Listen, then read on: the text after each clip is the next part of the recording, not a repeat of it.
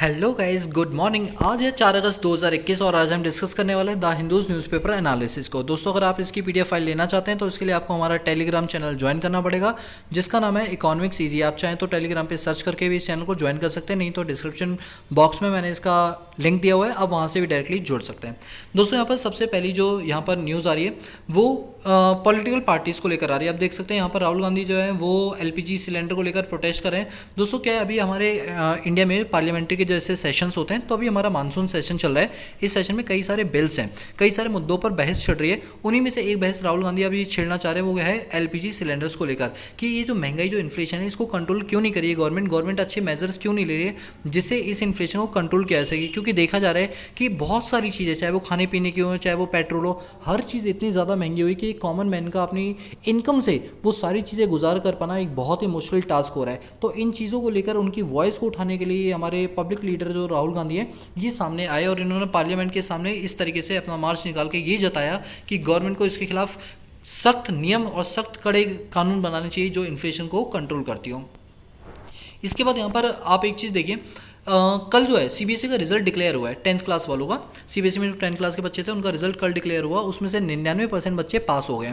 एक बात सोच कर देखो कि अगर हर स्टूडेंट का बिना एग्जाम लिए अगर आप अच्छा रिजल्ट निकालोगे, देखो इसमें बुरा नहीं मानना, बट एक चीज़ सोच कर देखो प्रैक्टिकली कि अगर हर स्टूडेंट का रिजल्ट इतना अच्छा डिक्लेयर कर दिया जाएगा बिना एग्जाम के, अपनी पास परफॉर्मेंस को देख के, तो दोस्तों आपको नहीं लगता कि कल को जब ये कॉलेजेस में जाएंगे तो उनकी जो कट ऑफ है वो कितनी ज़्यादा निकल के आएगी। जिस बच्चे के 90% है, 85% है, उसको तो एडमिशन ही नहीं मिलेगी क्योंकि कॉलेज की कट ऑफ भी उतनी ही ज़्यादा निकलेगी। और सबसे बड़ी चीज़ कि हर बच्चे को इतने अच्छे नंबर दे दोगे बिना उसकी मेहनत के, तो कहीं ना कहीं ये चीज़ें हमारी सोसाइटी के लिए नेगेटिविटी फैलाएंगी, क्योंकि आगे चल के कॉलेजेस में कट ऑफ बढ़ेगी, जॉब्स में दिक्कत आएंगी। तो देखो अभी तो आपको मज़ा आ रहा है इसे देखकर, लेकिन आगे चल के यही मज़ा आपके लिए सज़ा बन जाएगी अगर इसी तरह से चलता रहा। तो आगे जाके मुझे लगता है सीबीएसई बोर्ड को कड़े नियम उठाने चाहिए, कड़े कदम उठाने चाहिए, बल्कि उनका असेसमेंट जो है वो सेल्फ असेसमेंट ना करके बल्कि उनका एग्ज़ाम लिया जाना चाहिए। अब वो कैसे लिया जाएगा, जैसे बाकी फॉरेन में अभी नई नई पॉलिसीज चल रही हैं उसके तहत एग्ज़ाम लिया जाए, चाहे भले ही ऑनलाइन एग्जाम हो, बट एटलीस्ट कोई ना कोई ऐसी एक्टिविटी कराई जाए जिनसे उनको ये फील हो कि जो उनके नंबर आए हैं वो उनकी मेहनत से आए हैं। आप मेरी बात को समझ रहे हो। चलिए, इसके बाद अगर हम बात करें यहाँ पर महाराष्ट्र के, तो महाराष्ट्र में ये कहा जा रहा है कि महाराष्ट्र के अंदर जो डेथ केस बताए जा रहे हैं उससे कहीं ज़्यादा 3 गुना ज़्यादा डेथ केस रियलिटी के अंदर हुए हैं। आप भी जानते हो ये सिर्फ महाराष्ट्र ही नहीं बल्कि ऐसे कई सारी जगह हैं। जैसे मैं दिल्ली की भी बात करूँ तो कोविड-19 के ऐसे जो डेथ केसेस हुए हैं वो जितने रिकॉर्ड किए गए ऑन पेपर, रियलिटी में उससे कहीं ज़्यादा है। मैं तो कहूँगा 10 टाइम्स से 20 टाइम्स ज़्यादा ही है। इन्होंने तो 3 टाइम्स बोला, मैं तो इससे भी ज़्यादा बोलूँगा, ये बात आप भी जानते हो।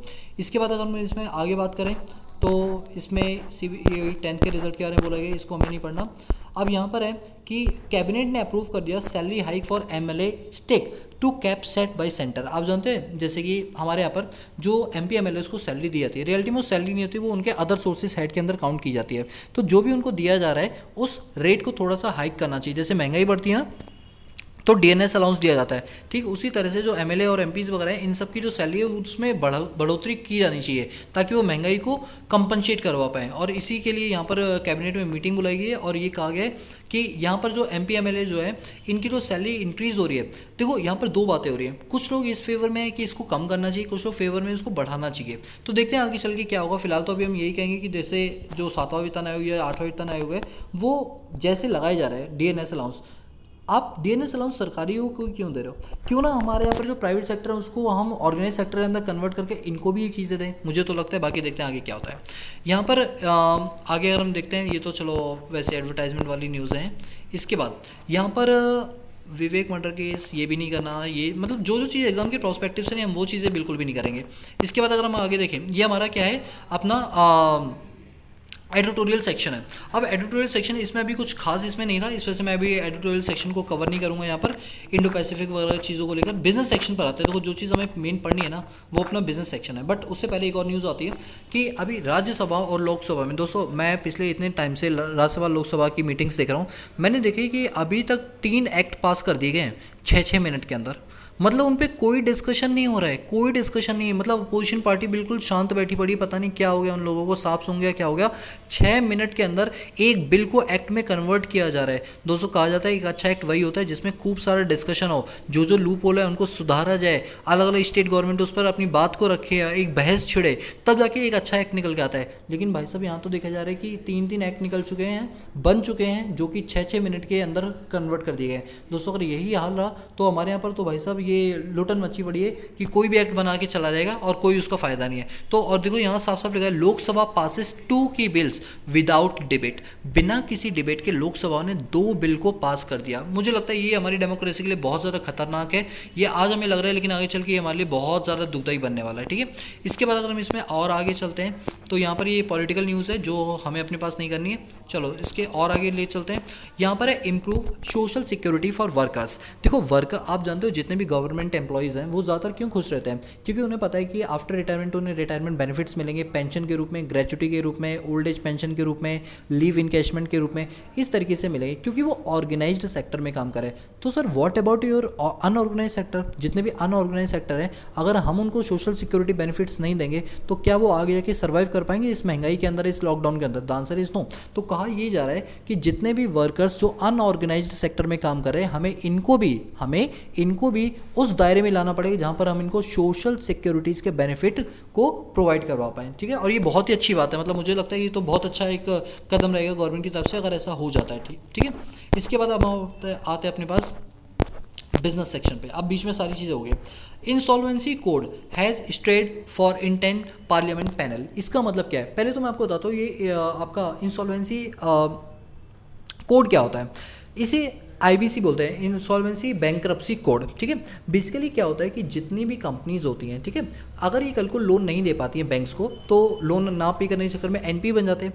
तो ये NPA ज़्यादा से ज़्यादा ना हो, कम से कम NPA हो, तो क्या होता है कि इनके अंदर जो सिक कंपनियां होती है जो ये बोल देती है हम लोन इसलिए नहीं दे पा रहे क्योंकि हमारा मैनेजमेंट सही से काम नहीं कर रहा, हम लॉस मेकिंग है, तो कहा जाता है IBC कोड के थ्रू इनका जो डिसीजन है 270 दिन के अंदर हो जाना चाहिए, पहली बात। दूसरी बात कि इसके अंदर हम मैनेजमेंट को चेंज करेंगे, जो कंपनी का मैनेजमेंट है हम उनसे लेकर जो प्रोफेशनल कॉम्पिटेंसीज हैं उनको दे देंगे ताकि कंपनी प्रॉफिटेबल हो जाए, और इसके बाद जो उसके NPAs हैं उसको वो रिकवर करे। कहने का मतलब ये कि अगर मैं लोन नहीं दे पा रहा तो उसकी वजह मैं क्या बोलूँगा कि भाई मेरे पास पैसे नहीं है। पैसे नहीं मतलब बिजनेस सही से नहीं चल रहा, तो बिजनेस सही से नहीं चल रहा तो आप हटो और दूसरे लोगों को आने दो, वो बिजनेस चलाएंगे और आपको कमा के आपका NPA रिकवर कर देंगे। और इन एजेंसीज को बोला जाता है इंसॉल्वेंसी एंड बैंक्रप्सी कोड। ये 200 बहुत डिटेल वर्जन है लेकिन मैंने तो अभी आपको जस्ट शॉर्ट में बताया।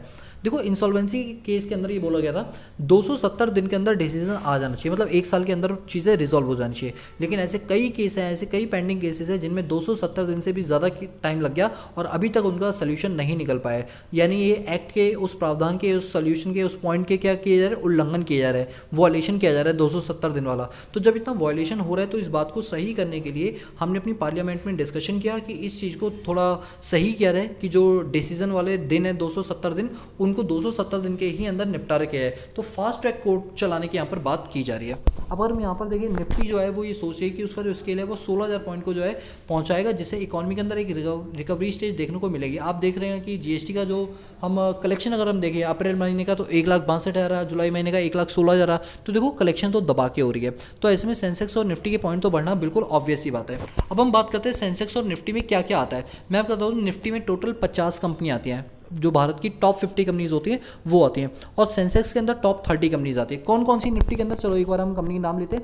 ये आप देख सकते हैं यहाँ पर Adani port, Asian paint, Axis bank, Bajaj auto, Bajaj finance services, Bajaj finance serv, Bhartiya Airtel, BPCL, Britannia India, Cipla India, Coal India, Divi's lab, doctor Reddy lab, anchor motor, Grasim India, HCL tech, HDFC bank, HDFC life, Hero MotoCorp, Hindustan company, Hindustan Unilever, ICICI bank, IndusInd bank, Infosys, Indian Oil Corporation, ITC, GSW steel, Kotak bank, L&T, M&M, Maruti Suzuki, Nestle India limited, NTPC, ONGC, power grid corporation, Reliance industries, SBI life, state bank, Shree cement, sun pharma, Tata consumer products, Tata motors, Tata steel, TCS, tech Mahindra, Triton, UltraTech cement, UPL और विप्रो। ये top 50 कंपनियां जो हमारी Nifty के अंदर cover होती है। Nifty का नाम ही होता है निफ्टी मतलब 50, और सेंसेक्स मतलब टॉप 30 कंपनीज। अगर मैं बात करूं जैसे IMF की, तो IMF जब लोन देता है तो किस पर देता है, SDR पे। IMF की करेंसी का नाम क्या है, SDR है। SDR में कितनी करेंसी होती है, 5 करेंसीज। कौन कौन सी, US dollar, euro, pound, Japanese येन और चाइनीज रेमबनी, जिसमें हम युआन भी बोल सकते हैं, जिसका बाइंग और सेलिंग रेट देखो आपके सामने लेफ्ट हैंड साइड पर दे रखा है। अब यहाँ पर और क्या क्या चीज़ें आई है हमारे पास। बिजनेस सेक्शन से है कि जो भारतीय है उसका Q1 का जो अपना डेटा अगर हम देखें तो उसके अंदर एक क्लाइम देखने को मिला है, वो भी 15% का। दोस्तों आज के डेट में जो जितने भी एयरटेल कंपनी होगी या वोडाफोन होगी, इन सब के रेट आसमान छू रहे हैं। रीज़न कि आजकल हमारा टेली कम्युनिकेशन जो सेक्टर है वो बहुत ज़्यादा आगे निकल चुका है, बहुत ज़्यादा लोग इंटरनेट पर डिपेंड हो चुके हैं, जिसके चलते इनकी जो प्रॉफिट मेकिंग है वो दिन पर दिन क्या होता जा रहा है, बढ़ता ही जा रहा है। यहाँ पर एक बात बोलिए, assets quality pressure to persistent NBFC। दोस्तों National Bank for Financial Corporation है ये हमारी, ठीक है। NBFC को कहा गया कि इनके मैनेजमेंट को सुधारने के लिए चीज़ को थोड़ा सा प्राइवेटाइज करना पड़ेगा। यानी यही प्राइवेटाइजेशन के कॉन्सेप्ट की बात कर रहा है कि किस तरीके से हम अपने NFC को लॉस मेकिंग से प्रॉफिट मेकिंग बनाएंगे। तो कहा गया कि अगर गवर्नमेंट इस चीज़ को टैकल नहीं कर पा रही तो क्यों ना इस चीज़ को प्राइवेटाइज कर दिया जाए। मतलब 51% से भी कम शेयर इसको प्राइवेट सेक्टर के हाथों में दे दिया जाए, जिससे प्राइवेट इसको प्रॉफिट मेकिंग में कन्वर्ट कर पाए, ठीक है। ये थी। और बाकी सेबी तो आप जानते हो, security exchange board of India, जो कि हमारे मनी मार्केट को क्या करती है, कंट्रोल करती है। यहाँ पर ही हमारा स्पोर्ट्स न्यूज़ आ गई, जो हमारे एग्जाम प्रोस्पेक्टिव से बिल्कुल भी ज़रूरी नहीं है, ठीक है। तो आज के द हिंदूज़ न्यूज़पेपर में इतना ही। बाकी आप मिलते हैं नेक्स्ट सेशन में इसी तरह से धमाकेदार सीरीज़ के साथ। तब तक के लिए हमसे जुड़े रहना, तब तक के लिए पीस आउट।